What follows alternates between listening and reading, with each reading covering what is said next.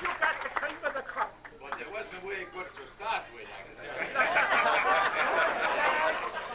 So I think both of you should.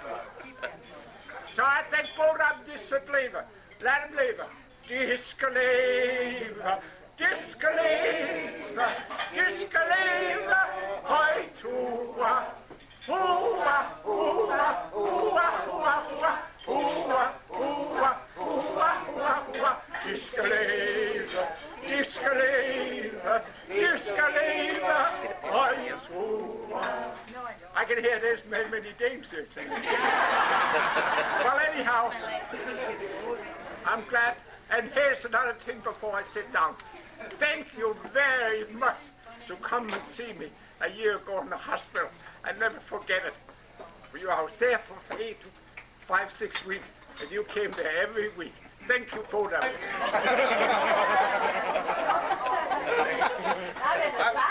Pretty close. I think we'll keep up with this. The girls are clearing the table, bringing desserts. And but before we go any farther, I want to make some introductions, just to make sure that everybody knows who's who up here. You know the guests of honor. Then we have a very special guest with us today for this occasion. My uncle Richard came from Denmark. And Richard, would you stand, please, so anybody that hasn't met you knows who you are.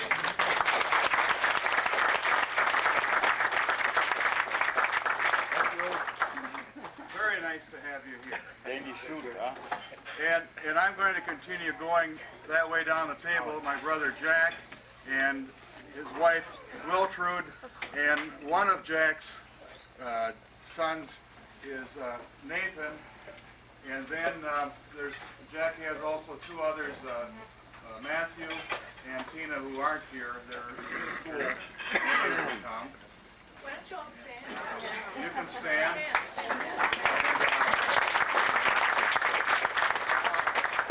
Jack, you already had something to say. Wilford, could you give us about 15 minutes? and then next to my mother, my sister Kay, and her husband Richard. And then we have Holly and Christopher sitting in front. Stand up. That's glued to your ear. And then Reva's over here in the middle in the green dress taking pictures. Last sister. And I'm Lee, I'm the oldest son. And my wife Carol and my son Mark.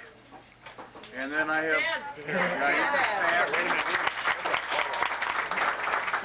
And then I have... Don't forget your other son. I'm on a roll, Reva. I have a son, David, and then two stepsons, Corey and Jody, who are still back in Omaha. And I think that's the introductions I'll make. You got a wife too there, haven't you? Pardon me? You haven't. I introduced Carol. Carol, it's all taken care of. Didn't I? Yes, you did. Now,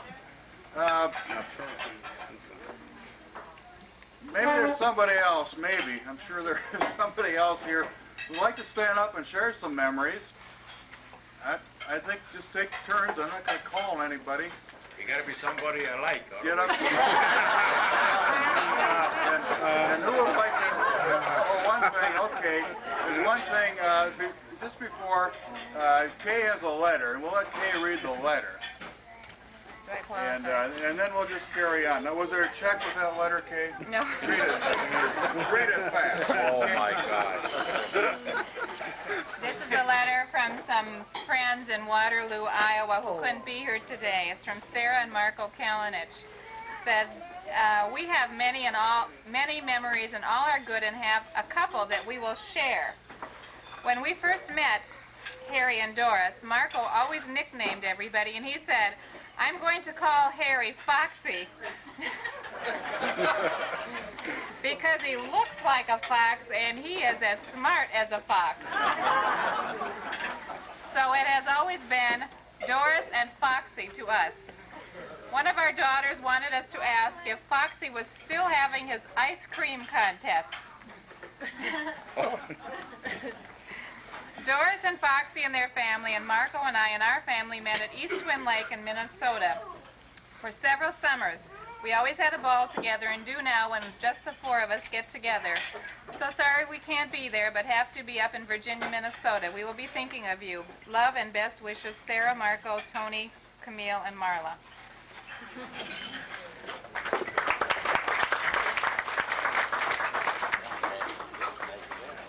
Moved away, so then we had to move the next Made year. so much money. Yeah, right. So Doris, I'll ask her to tell him what she has first. There are so many stories that I could tell. It was actually hard to pick something. But I think that perhaps a lot of you wonder where Harry really made his money. A lot of it he swindled out of me. And a perfect example of what he did.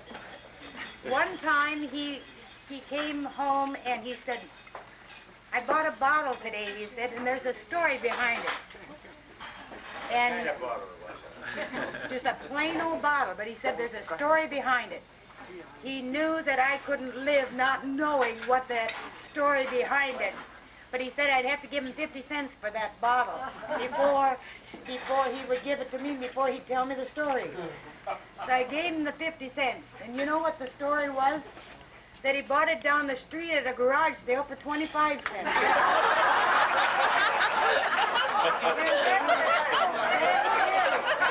That's right. You did. That's right. Full of syrup, you know.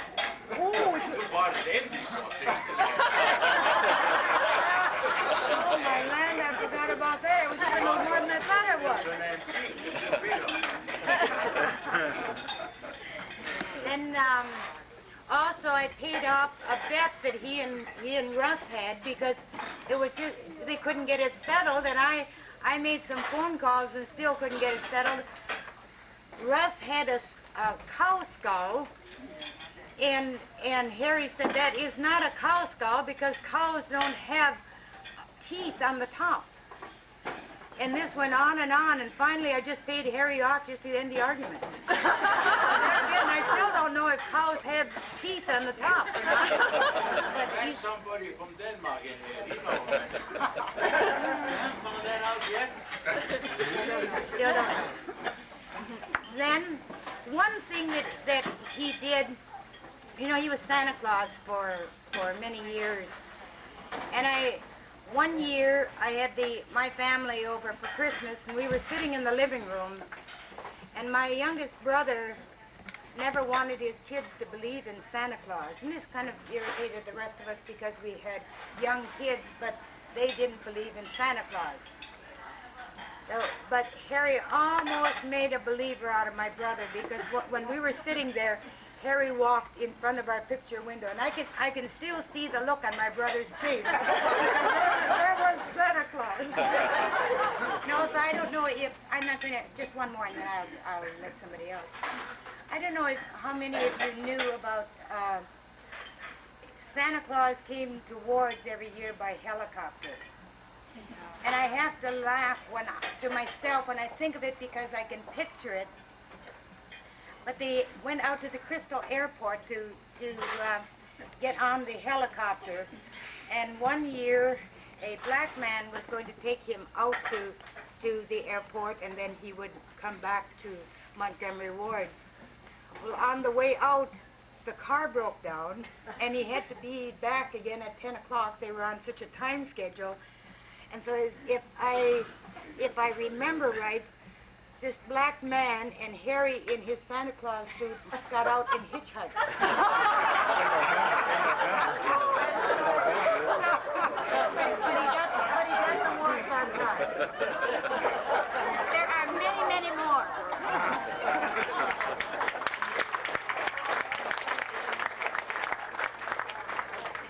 I have one that I was reminded when he told me that he was in the hospital. You know, Harry likes to have fun all the time, and he was excellent at going to the hospital and cheering somebody up. I don't care how down you were. he would come and visit and have fun. Well, my brother-in-law and Louis and Harry have always been good friends, so he would come up there to see Louis when he was in the hospital, and it so happened there was John Larson in the bed next to Louis. So when Harry come up to visit Louis, why, he was sitting on the bed next to my brother-in-law, and the nurse walked in the room, and she said, Mr. Larson, and she looked at Harry, and he said, yeah? Time for your blood pressure test. And he, to show you, he really is a kind of a chicken, too. So, but he went through with the blood pressure checkup, and then she said, roll up your arm, we have to take blood. And that's where it ended. That's where he turned chicken. You talk about that. There was an animal. Oh, an animal.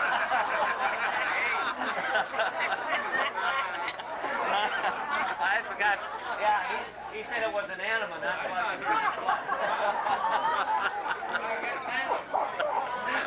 Huh? About that? Yeah. Don't be all animals. I'm going to tell the stories about animals. That was at the soldier's home, see? You know, that was a lot of old guys, Civil War veterans. Now, that's many years ago, you know. That guy there by name Archie, you know, see? And he hollered quite a little. You know, he was kind of a funny guy, you know. Of course, those guys, you know the ropes. You've been in there for so many years, you know. You know the ropes, you know. You know more than the doctors. You even know more than I did. And so I had an order there to give a guy an animal. And so I go down to a guy, you know.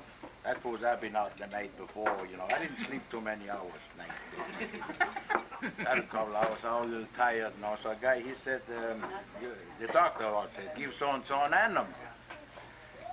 So I went down to a guy there. I thought, well, he looked like he could stand one, you know, see? So I said, I got to give you an animal. Oh, for Christ's sake, he said. What's your language? She said, oh, I said, I don't need one. I said, I don't know, that's the orders. I said, so come on then. So, of course, I did give him an animal, you know. Of course, it was the wrong guy. All right, sit down. But I wouldn't have got fired then. But anyhow, that was the real animal.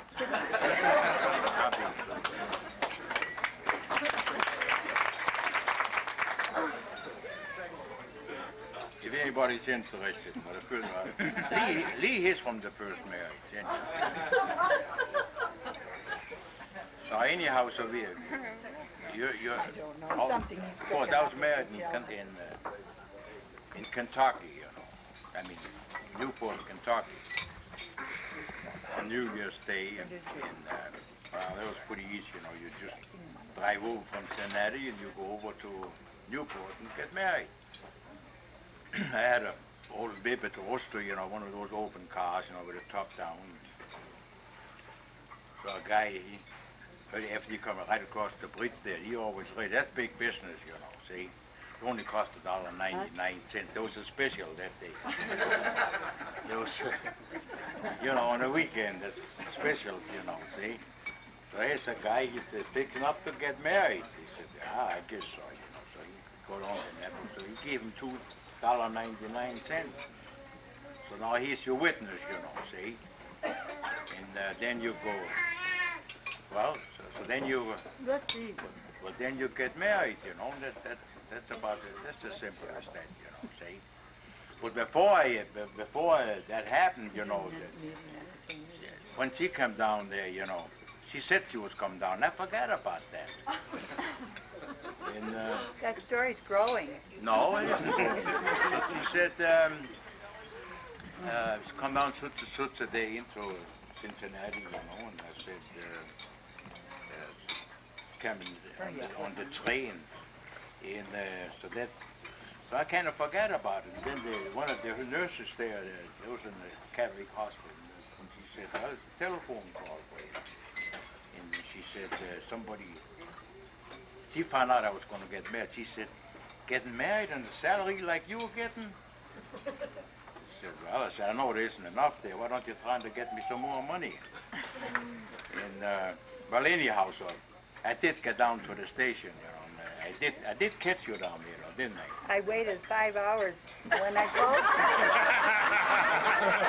when I called the hospital to ask for him, the nurse said, he can't come to the phone now. He's on duty. Where are you? And I said, I'm standing in the railroad station and I'm all alone. That's what it was? Oh, yeah. But anyhow, I knew you had $65, so I knew I was going to go through with it, you know. See? Well, thank you very much. They were the people 3 houses down, and they fast became our adopted family. They had us for all the holidays, Thanksgiving, and Doris introduced us to Danish Christmas Eve, and always her house was open and her coffee pot was on, and we fast became good family friends with our children and theirs. Since then, we used to do more traveling together, and I'm thinking in particular of one trip we took down to Decorah. Now, Kay was in college then, and we got one motel room. I think we had Paul along, I think, probably. He traveled with Harry and Doris and Mom and Dad to Florida, anywhere we decided to go. But anyway, all these Harry stories sound like Harry could be a very aggressive, not too modest kind of person. But I guess I learned early along, and it hasn't changed in all these years, that this one night we wanted to play cards. We had come back from visiting with Kay, and sometimes Bob had to take the bathroom door off, and we put it across the beds, and that was a card table. Whatever, if it didn't have a table, and we always learned to improvise. And this one night, the bathroom must have been full, and the door hadn't come off yet. And we were all getting in our pajamas and robes ready for the card game. And Bob or Doris must have been in the bathroom. I was alone in the main part of the room. And all of a sudden, Harry was taking off his shirt, and I thought, uh-oh, I better do a little twist here. But he went, and here our room, big picture window was right, the drapes were drawn, and we were right on a huge parking lot. Dear Harry spread the drapes, went behind the drapes, and took his pants off and changed into his pajamas. He didn't want Shirley ever see him. He really is that modest. That's my memory of Decorah. And then the time I was pregnant with Paul was born in '64, same age as Mark. He was born in April, so this must have been about my March appointment. I didn't have a car, and it was icy and slippery out. Harry said, I'll take you to the doctor. And I thought, isn't this nice? So we went over to the medical center in St. Louis Park, and I thought, well, he'll just wait, you know. I just had to go in for the usual. But no, he said, I got to go in with you. He said, I want everybody to see. They're going to all think I'm the father. So we went in, and he grinned, sitting, waiting in the waiting room. These are some of the kinds of fun and the great sense of humor. And if Harry hadn't had Doris, none of this would have even been funny. Really. She has been, I guess, such a very, very best friend, because she has we have supported each other, and that's really what friendship is all about. She listens to my problems, I've listened to hers. They're all Harry. But we love him anyway. But if you want to know the real kind side of the man, and it's one of my first memories of him, my dad became very sick. And this was we moved in winter of '57, and this was spring of '59. We hadn't known them all that long. and I got a call from Buffalo, New York, from my mother saying, your father probably won't last very long. And it was a Friday, or Thursday, and Friday was payday at our house, and we didn't have the cash for a plane ticket. So I called Doris and Harry, because Doris always helped take care of my family in any emergency. And Harry came down. I got at 3 o'clock in the afternoon. I'd get a plane at 5. I had to call Bob at work. I had children coming home from school. It was a real hassle. And Harry came down and he said, Shirley, how many hooner you need? Just like that. That's what I call real friendship. My family can elaborate. Thank you. I want to add to Doris a story about how Harry got his money. I want to tell how we got our money. I worked for Harry for 17 years. This lady here asked if I was Danish. I says, heaven no. How could I work for him for 17 years if I'd been Danish? Well, my mother and father kind of gave the details about when we were growing up with them as families, but as we got a little older and into college and that, I always knew that Rasmus guy always had a pocket full of hooners. He knew something that I didn't know. So we kind of figured it out. It must be since he was that great real estate tycoon that he was. And when I was looking to buy my first house, I was going to buy a house trailer. He just shook his head. That was the dumbest thing anybody could ever do. But he had a house for me. So he sold me my first house. And it turned out pretty good. About 3-4 years later, turned around and sold it for just a little over twice as much as I paid. Then we went to get our next house. And he went and looked at that thing and just shook his head. How anybody would want to live there in a house like that. But we took a chance and we bought it anyway. And turned around about 4 years later and sold that one for a little more than twice what we paid for it. So I knew he wasn't absolutely flawless in his house judgment. Then we went to buy a townhouse, and oh boy, he couldn't have any part of that. Why anybody want to live with neighbors attached? That wasn't the right way to do it. A couple of years later, we sold that for just about twice what we paid for it. But so even though all his real estate wasn't perfect, the one thing I did learn from him is never show your wife the house before you buy it.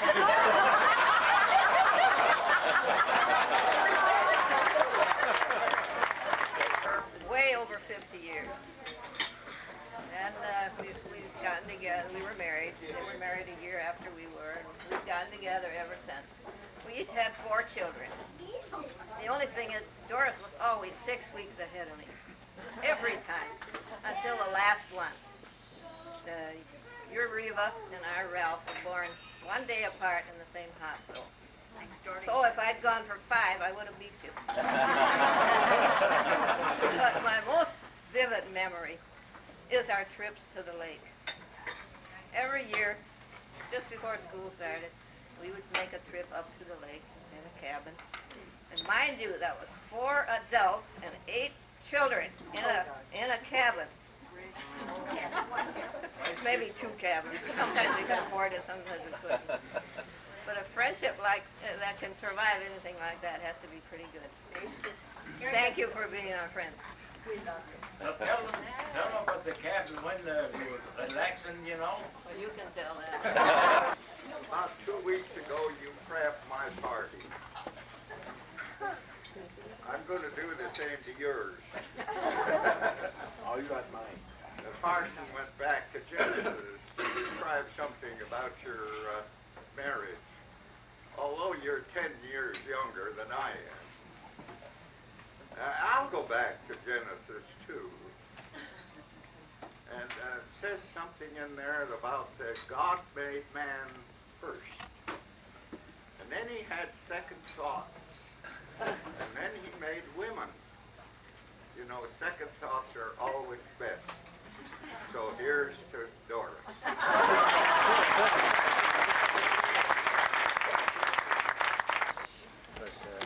Hey, and I and the family, we went fishing every year in August, sometime in August. And one year we called Harry and Yeah, he said, but I'm pretty busy. I got to put in a driveway first part of the week. And he said, you go up there, and when you find the place, call us up, and we'll be there. So we drove up to some place up north and looked, and we found a nice place, nice bathing place, and nice all around. Only they only had one cabin left, so that was a drawback. But we called Harry anyway and told him about it. Well, he said, I think we'll come anyway. There must be other around there that we can rent a cabin from. So we'll be up there about Wednesday, he said. Okay. We fished from Saturday till Wednesday. And Wednesday morning we went out fishing, and we come home at noon, and there was Harry's car. And Doris was there, and the kids, but Harry was no place. I said, I asked Doris, where's Harry? Well, she said he went with the owner back in the woods, and they're digging about some lakeshore property, the Harry Lake, you know. So I went back there, and you could hear Harry talking back there about all this nice stuff he had there, and he was really on the owner really liked him, because I knew the owner pretty well. I've been there 4 days, but I hadn't spoken 10 words to him at that time. And Harry, he was going to introduce me to him when I met him in the woods there. And Harry said, you should see this nice place back here, and maybe I can buy it from him. He said, he's a nice guy, you know. I said, well, we got to find a place for him. Oh, that's all couldn't care of, he said. He started as living in a house up there by them, and they made her come in home, so Harry and Doris could get their house. So that's all taken care of. Well, I said, we got to get a boat. No, he said, I got a boat. The owner gave me that boat sitting down in the reef. That was full of water, completely full of water. But that's all right, because that kept him from drying out, you know. So Harry went down and started to empty it out. He went in there with his bare feet and started to empty it out. And there was a fish in there. And Harry, he got down and dropped the fish, and northern about that long. And Harry said, that's pretty good, he said. There's a fish in here. That's a good place, he said. So he emptied the boat. I said, now you gotta use oars. We don't have a motor. Oh, the owner, he said he had one a motor we could use. So that was all taken care of. And I said, have you got a minute bucket? No. I don't have a minute bucket. I figured you had all that stuff.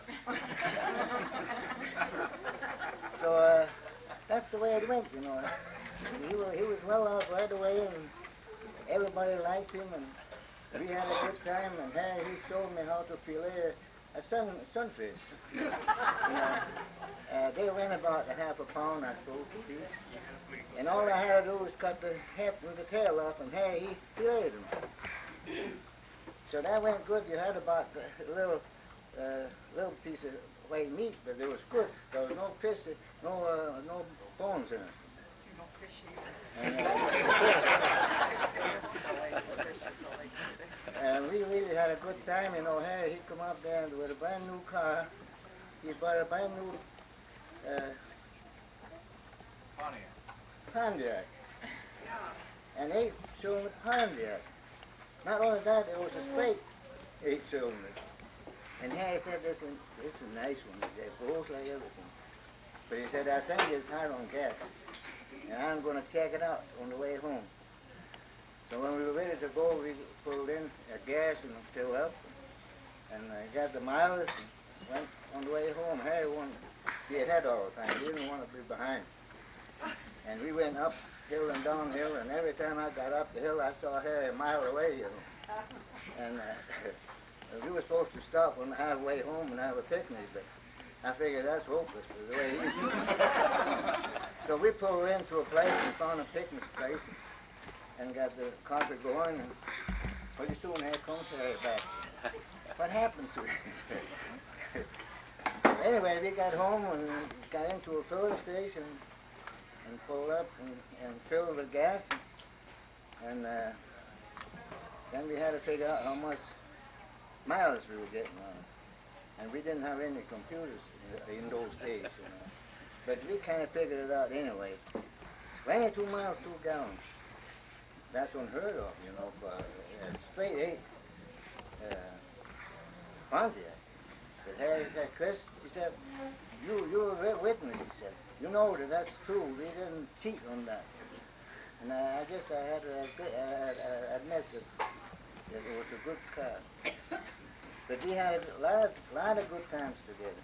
I could tell you many good stories from Harry. Always. There was one thing. He had a weakness.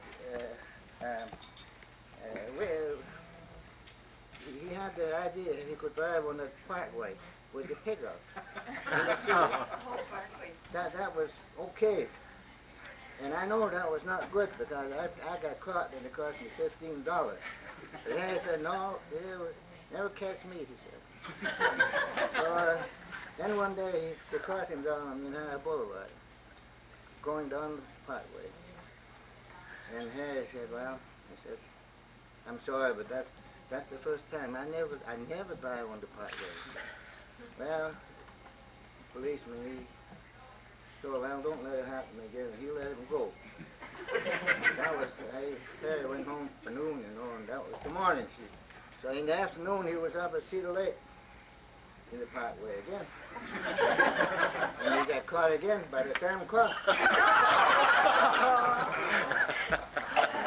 And they argued a little bit about it, and the cop, he laughed, and they had a good time. They thought both those funny. He didn't have to pay for it.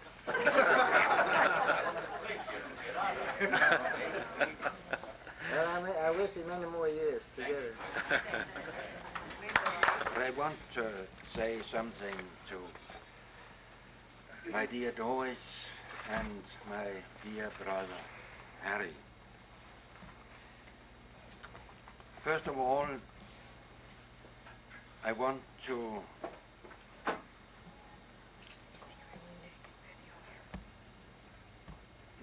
let me see. It's a great pleasure, first of all, for me to be present at your 50th anniversary. Of course, I know that it is not today. It is about New Year, but I won't be here. So that's why it is necessary for me to congratulate you with your 50th anniversary.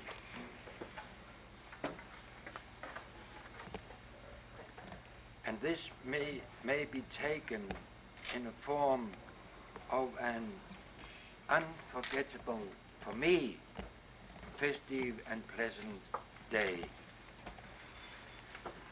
As far as I remember, it was in 1928 that Harry left his old country in order to seek his fortune in the very far, but in our view, such a wonderful and rich America. A country, we were told, a country only with milk and honey. The facts, however, were, I know, quite another thing, namely hard and caring work, but in spite of all, fortune favors the brave.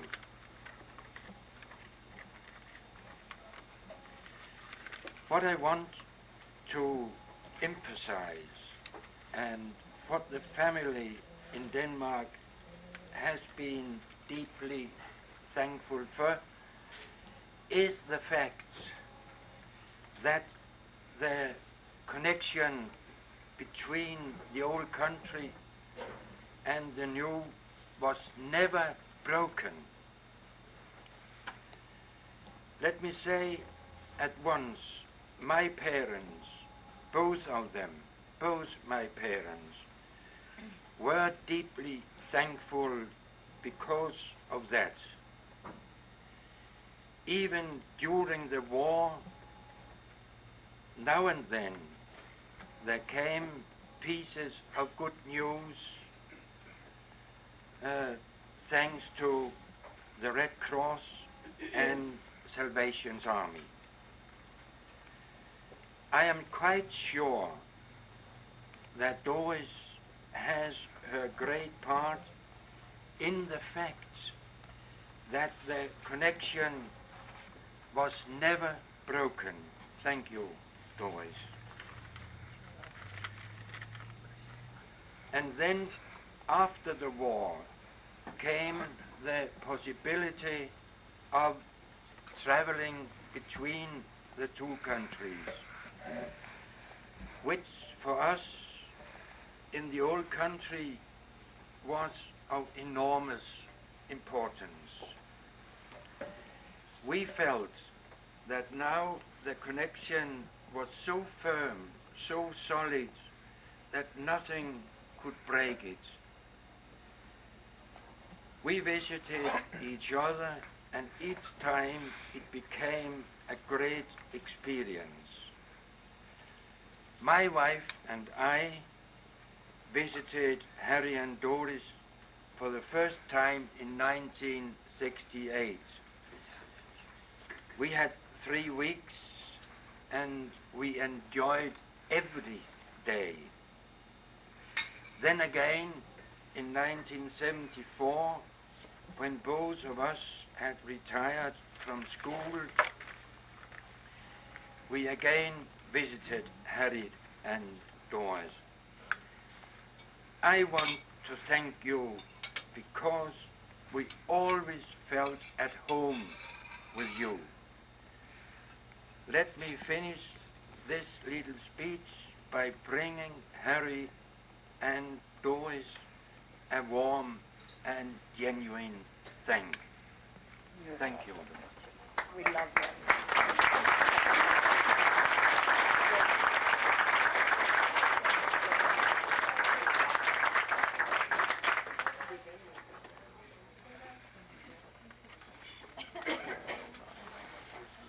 I've got to add a little color to knowing the Rasmussen clan when I was growing up.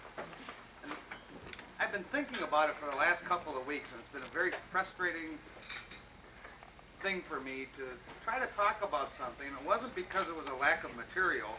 There was plenty of material. I guess I decided that I would talk about the thing that stood out and made the biggest impression on me. And I think I was about 13 or 14 years old. But I remember when Harry had sold his house on Alabama. He sold it to another family. And one Saturday afternoon, as a little kid, I was goofing around. They had kids, and I was down in their yard goofing around with them. And all of a sudden, Harry pulled up. And there was a property line dispute. Well, Harry's long suit has always been détente. Harry has been a great communicator over those types of things. And I remember, and it's not important what the guy's name is that lived in back of him, but all I can remember as a little kid is seeing this guy running for his house and Harry swinging a baseball bat. because the property stakes had been moved. Well, of course, Harry, you know, he's a surveyor and all. He moved them back, and everything was taken care of, and I think everybody went on, and the stakes always stayed there. The important thing about that little story, I think, is that Doris was a real peacekeeper during all. Now here is the closest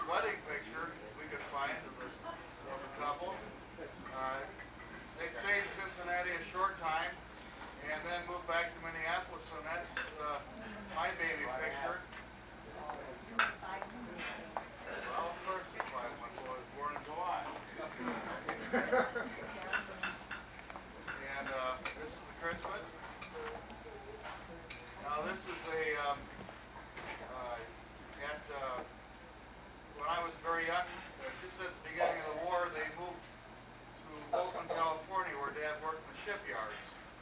And then right towards the end of the war, Jack was born in California. And then they came back in an old car, and as I recall, this is not the car, it was an old milk wagon, I think. Similar to this, they came back across the desert. And then I started school when I was 5 in St. Louis Park. This is a picture of Jack, and this is taken, our first house in St. Louis Park was at 2847 Zarthan Avenue. Shortly after coming back, Dad went in the cement business. I suppose he couldn't work for anybody, so he had to go visit.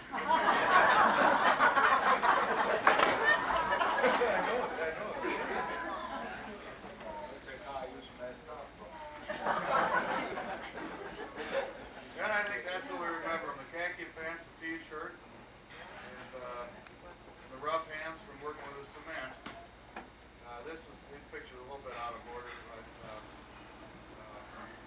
think this is my picture. This is over on Zarthan Avenue. That's myself and Jack and the dog. Jill. Isn't that Jill? Jill, yes. The one with the boneless mouth is the dog.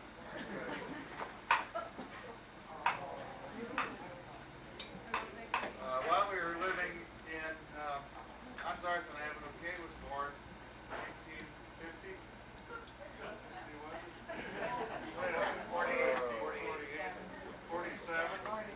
47, was it 37?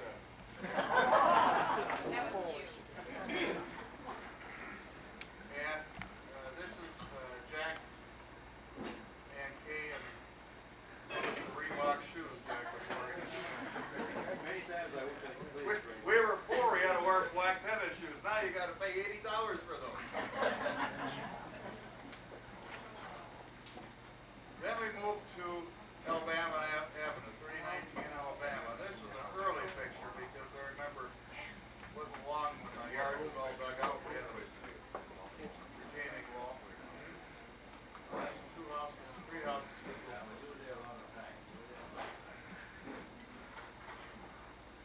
And while there, it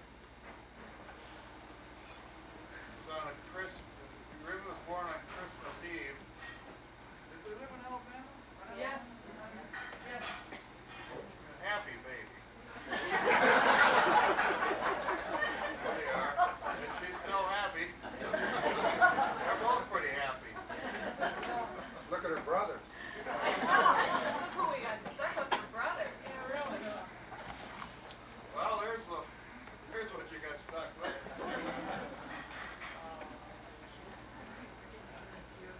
Yes, the girls are cute too.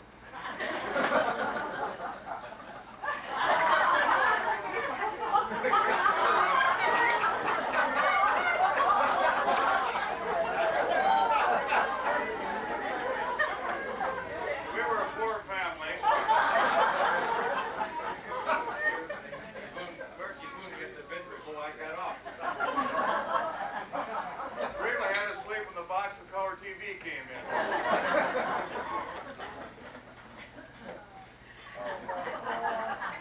And that's Jack and Reba.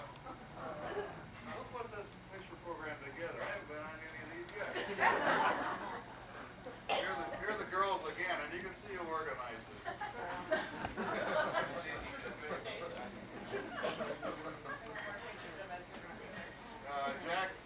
Jack was in the science, and one time for a science project, he went down and snared rabbits all winter and boiled them down and made a skeleton of rabbits. He got one rabbit after snaring about 47 and cooking them all.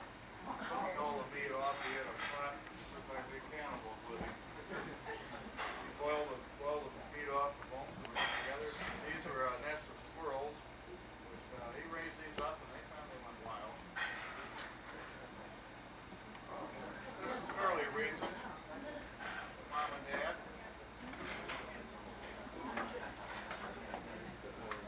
This was taken last summer of '85.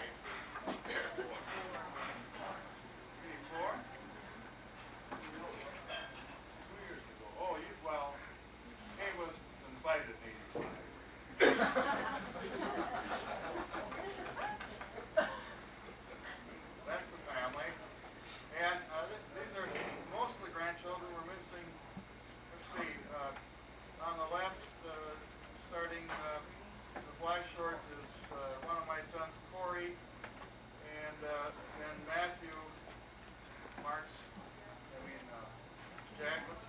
Jack's son, and then my other stepson, Jody, and then David and Mark, my two sons, and then we've got Kay's, pardon? Tina is not here. We've got Kay's daughter Holly and Christopher who are here today, and then we're missing Jack's stepdaughter Tina and his son Matthew. Now, Matthew's here today. We're missing Nathan. Here. Who else are we missing? You can go through. 9. Yeah, they're all here. Okay. And that's the end. I didn't know how to end it, so that's... Okay, you want the fishing on here. Okay. We can use some light.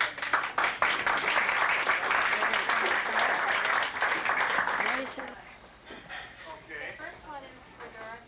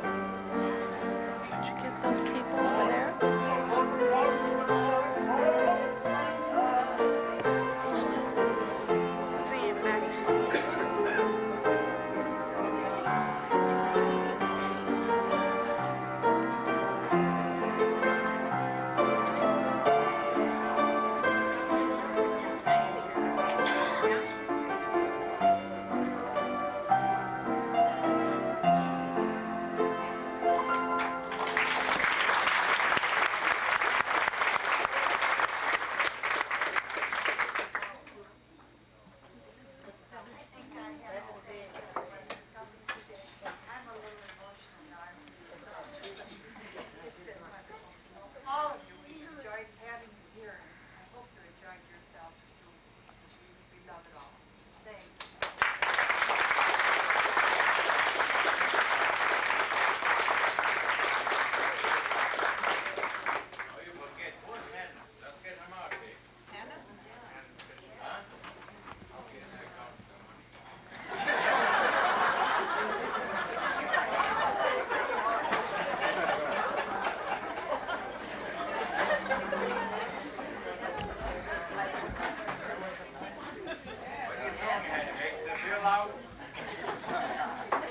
She's getting paid for this time. So Huh? okay. Anna, thank you very much to you and your help on that. That was beautiful. Yeah, appreciate that very much. We wish we had the money to pay.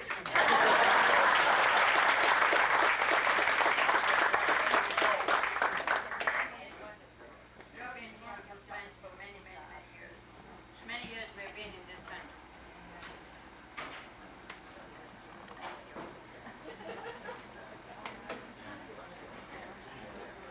Lee, did you say you wish you had the money to pay for this? We wish Your we dad's got to have another garage sale. Come on, Lisa, now take it easy now. Hey. This is one of our newer neighbors in the last, after our last move. And she's a darling. All our neighbors in this down the hill here are new to us. In the last. Are there any bad people here? They were not invited. We've enjoyed all our neighbors and friends throughout all these years. They've been so good to us, everybody. Doris, we go back many years. I found out that I grew up around the corner from Doris. And I recognized the early picture of you and Harry. And she was beautiful. Thank you. I'm sorry. Doesn't say that. Anybody else in the family look like Laura? It was very, very, appreciate very much everybody coming. It's wonderful to have you all here. Share the memories. I think we're going to adjourn, and if we have time to hang around and talk, and whatever, however you like to do it, but I just want to say that we appreciate you all coming. It's so nice to see so many people I haven't seen for a long time. And so many friends. I think I can speak for my brother and two sisters that we really appreciated the friends through the years. Appreciated our parents. Very, very nice to see everybody here. Do the same thing for 50 years from now. You're back. Not all of them. Well, you know, Lee, it would be a very dull neighborhood without Doris and Erica. Really. He has so many tricks that he pulls on me. I won't even start with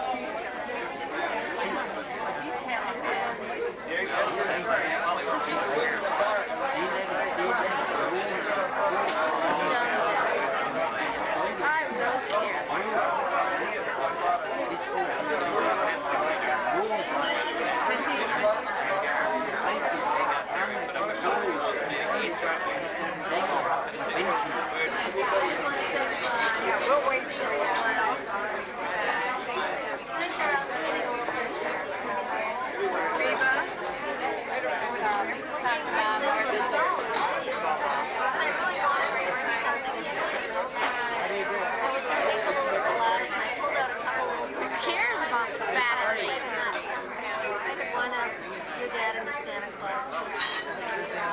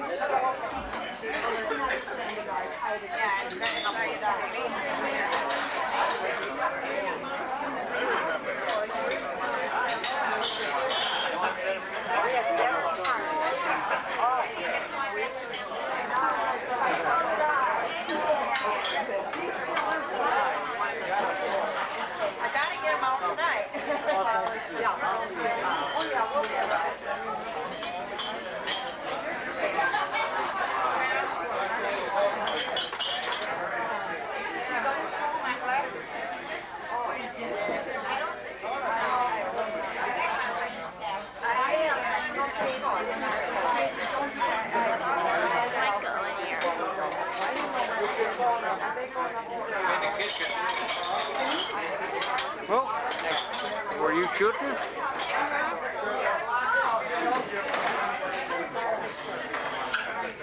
Hi. Did you get Art? Did you get Art and me together yet? Very good, a very young camera. Yeah. Did you get it?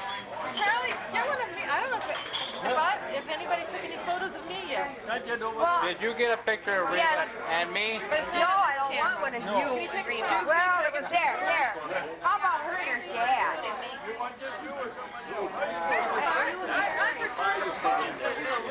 I got two pictures. She's gonna get on here with Yeah, she got a lot of chance there.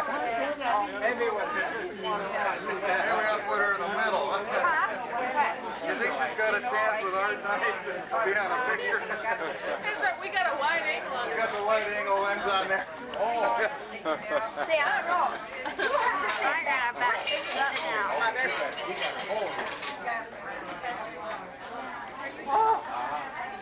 I can't hold my stomach in all day. I'll just miss the stomach. How's that? You're making a fool of yourself. I'm recording. Hey, there's Harry. Why don't you, shut your mouth now. We should have some photos. Mom and Dad. Well, that one worked. Did it work? Yeah. That's flash. Yeah. I don't know if I got your picture yet. I'm all out of film. Hey, Carol, take a picture. Hey! Huh? I can't take his picture. You and her. Yeah. I got one more.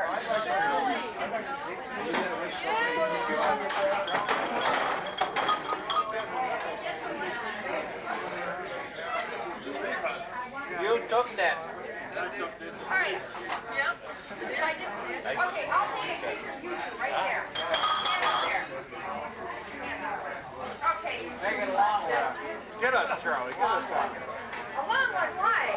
Hey, I gotta go with him. Yeah. We look better if we aren't in focus. Yeah. Make it too good.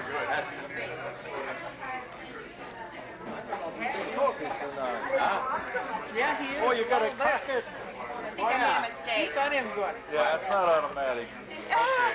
Okay, wait a minute. We got one more. What? Yeah, I I didn't didn't have Charlie it. get Let it. Charlie get a picture. Just a minute. Don't. Yeah. I didn't have it done. You know, huh? Catch it with his mouth shut. You have to say cheese. Oh, You're all camera burn. gee. Oh, yeah, I'm all lost up. That's where that suntan comes from. That's correct. My grandma would have enjoyed being here. Oh, but gee, holy cow. Oh, yeah. You look big on how to live for that. I'll go to one of that.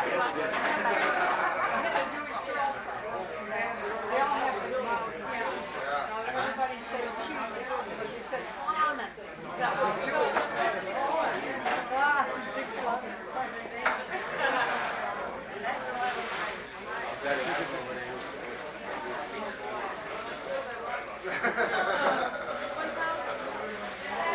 Half dozen of another.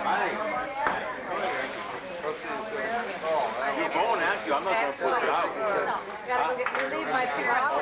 Hey, it's good to see you, Eric. Gotta be right. I'm out. Bye-bye. Well, You can't- where are you going down there?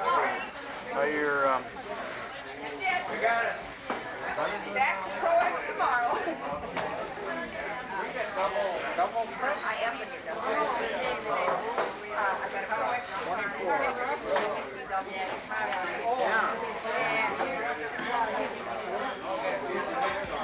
Yeah.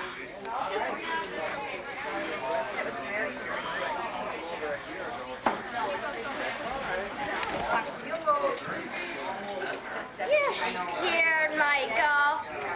Michael. See your arm.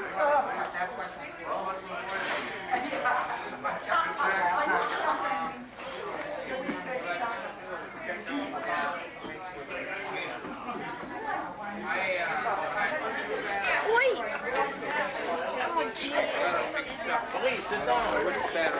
You know,